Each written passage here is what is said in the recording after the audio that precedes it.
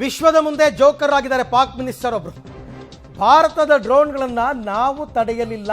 ಅವ್ರ ಹೇಳಿಕೆ ನೋಡಿ, ಒಬ್ಬೊಬ್ಬರದೊಂದೊಂದು ತಮಾಷೆಯಾಗಿ ಹೇಳಿಕೆ ಕೊಡ್ತಾ ಇದ್ದಾರೆ. ಯಾಕಂದ್ರೆ ನಮ್ಮ ಲೊಕೇಶನ್ ಅನ್ನ ನಾವು ಲೀಕ್ ಮಾಡಲ್ಲ.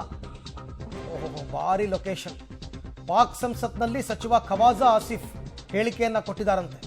ವಿಶ್ವದ ಮುಂದೆ ಜೋಕರ್, ನೀವು ತಡಿಲಿಲ್ಲ, ನೀವು ಹೊಡೆಸ್ಕೊಂಡ್ರಿ ಅಂತಂದ್ರೆ ನೀವು ಜೋಕರ್ಸೇ. ಹಾಗಾದ್ರೆ ನಿಮ್ಮಲ್ಲಿ ಶಕ್ತಿ ಇದ್ದು ನೀವು ತಡಿಲಿಲ್ಲ ಅಂತಂದ್ರೆ ಅದು ಬೇರೆ ವಿಚಾರ.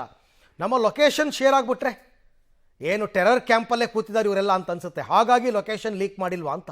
ಈ ಬಗ್ಗೆ ಮತ್ತಷ್ಟು ಮಾಹಿತಿ ನನ್ನ ಕೊಲೀಗ್ ರವೀಶ್ ಅವರಿಂದ ಪಡ್ಕೊಳ್ಳೋಣ. ರವೀಶ್, 2 ದಿನದ ಹೊಡೆತಕ್ಕೆ ಪಾಕಿಸ್ತಾನದ ಮಂತ್ರಿಗಳಿಗೆಲ್ಲ ಬುದ್ಧಿಭ್ರಮಣೆ ಆಗ್ಬಿಟ್ಟಿದೆಯಾ ಅಂತ ಅನಿಸ್ತಾ ಇದೆ ನನಗೆ. ಹುಚ್ಚರ ಆಗ್ಬಿಟ್ಟಿದಾರ ಅಂತ. ಒಬ್ಬೊಬ್ರದ್ದು ಒಂದೊಂದು ಸ್ಟೇಟ್ಮೆಂಟ್. ಇಂಟರ್ನ್ಯಾಷನಲ್ ಲೆವೆಲ್ನಲ್ಲಿ ಪ್ರತಿಯೊಬ್ಬರು ಜೋಕರ್ಗಳಾಗ್ತಾ ಇದ್ದಾರೆ. ಒಬ್ಬರು ಡ್ರೋನ್ ದಾಳಿ ಮಾಡೇ ಇಲ್ಲ ಅಂತಾರೆ, ಇನ್ನೊಬ್ರು ಡ್ರೋನ್ ದಾಳಿಯನ್ನು ನಾವು ತಡಿಲಿಲ್ಲ ಅಂತಾರೆ.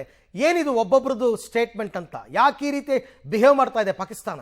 ಅರವಿಂದ್, ಪ್ರಮುಖವಾಗಿ ಪಾಕಿಸ್ತಾನದ ಗೌರ್ಮೆಂಟ್ ಆಗಿರ್ಬೋದು, ಮತ್ತೆ ಅಲ್ಲಿನ ಪ್ರಧಾನಿಯಿಂದ ಹಿಡಿದು ಆ ಒಂದು ಸಚಿವರು ಮತ್ತೆ ಅಧಿಕಾರಿಗಳ ತನಕವೂ ಕೂಡ ಒಂದ್ ರೀತಿಯಲ್ಲಿ ಮಾನಸಿಕ ಸ್ಥಿಮಿತತೆಯನ್ನ ಕಳ್ಕೊಬಿಟ್ಟಿದಾರ ಅನ್ನೋದ್ರ ಬಗ್ಗೆ ಸಾಕಷ್ಟು ಚರ್ಚೆ ಆಗ್ತಾ ಇದೆ. ಯಾಕೆಂದ್ರೆ ಒಂದು ಸಾಲಿ ಕೊಟ್ಟಂತಹ ಸ್ಟೇಟ್ಮೆಂಟ್ ಏನಿದೆ ಅದು ನೆಕ್ಸ್ಟ್ ಕ್ಷಣದಲ್ಲೇ ಇರೋದಿಲ್ಲ.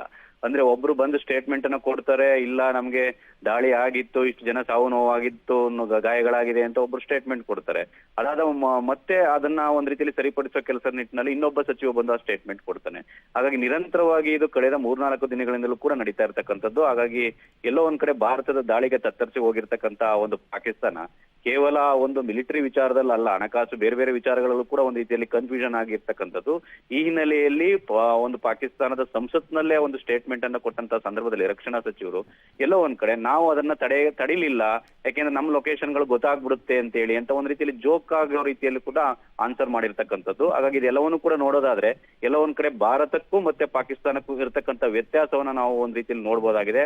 ಯಾಕೆಂದ್ರೆ ಭಾರತದಲ್ಲಿ ಸಿಸ್ಟಮ್ ಹೇಗಿದೆ, ಪ್ರಧಾನಿಯಿಂದ ಹಿಡಿದು ರಕ್ಷಣಾ ಸಚಿವರಿಂದ ಹಿಡಿದು ಅಧಿಕಾರಿಗಳ, ಸೇನಾ ಅಧಿಕಾರಿಗಳ ತನಕವೂ ಕೂಡ ಯಾವ ರೀತಿ ಸಿಸ್ಟಮ್ ಅಲ್ಲಿ ಒಂದು ಭಾರತ ಕಂಟ್ರೋಲಿಂಗ್ ಆಗಿ ನಡೀತಾ ಇದೆ, ಜೊತೆಗೆ ಪಾಕಿಸ್ತಾನದಲ್ಲಿ ಯಾವ ರೀತಿ ಇದೆ ಅನ್ನೋದು ಗೊತ್ತಾಗುತ್ತೆ. ಹಾಗಾಗಿ ಎಲ್ಲೋ ಒಂದ್ ಕಡೆ ಭಾರತದ ದಾಳಿಗೆ ತತ್ತರಿಸಿ ಹೋಗಿರ್ತಕ್ಕಂಥ ಪಾಕಿಸ್ತಾನ ಈ ರೀತಿಯ ರಿಯಾಕ್ಷನ್ಗೆ ಇಳಿದ್ಬಿಟ್ಟಿದೆಯಾ ಅನ್ನೋದ್ರ ಬಗ್ಗೆ ಕೂಡ ಕೇವಲ ಭಾರತದ ಅಷ್ಟೇ ಅಲ್ಲ, ವಿಶ್ವದಲ್ಲೇ ಚರ್ಚೆ ಆಗ್ತಾ ಇರ್ತಕ್ಕಂಥದ್ದು. ರೈಟ್ ರವೀಶ್, ಥ್ಯಾಂಕ್ ಯು ತಮ್ಮೆಲ್ಲ ಮಾಹಿತಿಗೆ.